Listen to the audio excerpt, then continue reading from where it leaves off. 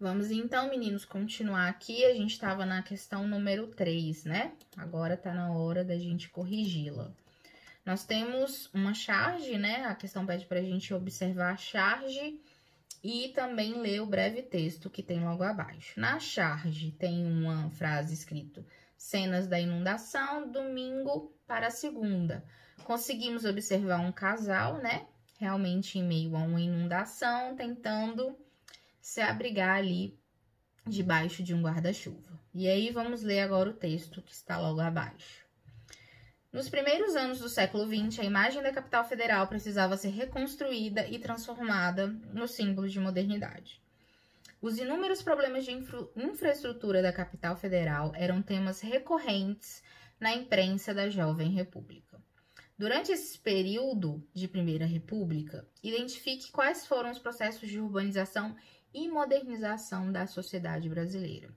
A gente vai ter como capital do nosso país, nessa época, o Rio de Janeiro. E ele precisava realmente passar por uma reconstrução, né? Uma transformação para se modernizar um pouco. E aí o presidente da República dessa época, ele vai focar bastante nisso, vai contratar um engenheiro famoso para cuidar de tudo isso. E uma das áreas que ele vai investir bastante é nesse escoamento de águas pluviais. Além disso, vai ter um investimento muito forte acontecendo em escolas primárias. Tudo isso para modificar a cara do Rio de Janeiro, que era a nossa capital. Vamos, então, para a próxima questão, número 4. Avalie quais as contradições e impactos nos processos de urbanização e modernização, na região em que vive, e faça um breve relato. Bom, eu vou aqui citar algumas coisas que vocês podem falar, né, para fazer o relato de vocês.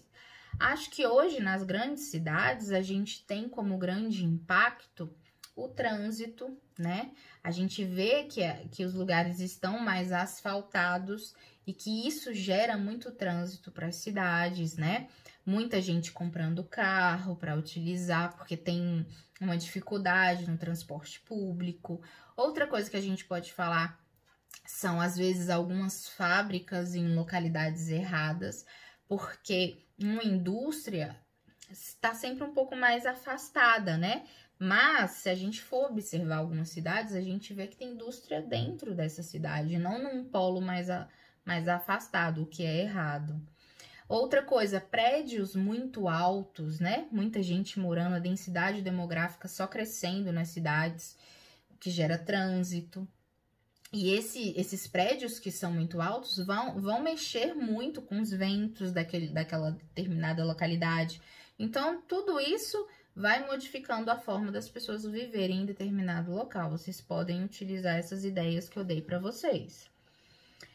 Vamos para número 5, a última questão.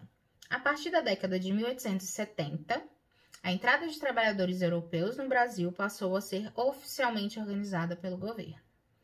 Aproveitando das conturbações políticas no Velho Mundo, o Império propagandeava as oportunidades de trabalho existentes no Brasil. Sobre o processo de imigração na Primeira República, identifique quais são das afirmativas a seguir são verdadeiras e quais são fake news. Com a liberação negreiro, em 1850, os grandes cafeicultores foram tendo enormes dificuldades para adquirir mão de obra capaz de suprir a sua demanda. Não tiveram nenhuma dificuldade, porque os escravos ainda não tinham trabalho fora disso, então eles precisavam continuar trabalhando basicamente com o que trabalhavam antes. E a gente vai ter também essa imigração acontecendo. Então, a galera da Europa tá vindo para o Brasil para suprir, sim, essa demanda de mão de obra. Então, é fake news isso aí, tá? O primeiro a empregar a mão de obra assalariada dos europeus foi o senador e fazendeiro Nicolau de Campos Vergueiro. Entre os anos de 1847 e 1857, ele trouxe várias famílias de origem portuguesa, alemã, suíça e belga para trabalharem em sistema de parceria. Isso é verdadeiro. esse cara começou a trazer mesmo várias pessoas de origem europeia, né, para trabalhar dentro do Brasil. Tomando a Europa como um grande modelo a ser copiado, muitos pensadores e políticos acreditavam que a imigração abriria portas para o gradual branqueamento da população brasileira.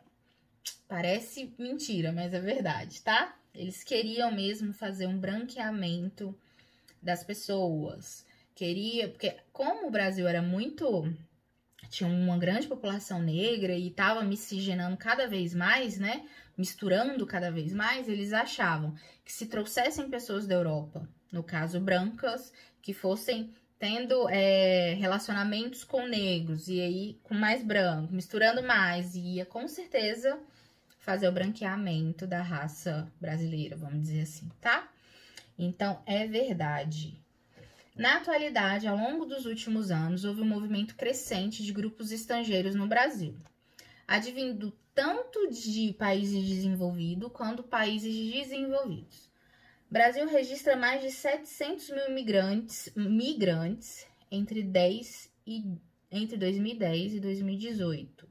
Haitianos, venezuelanos e colombianos são as 3 principais nacionalidades que formam o grupo de imigrantes no Brasil de 2018.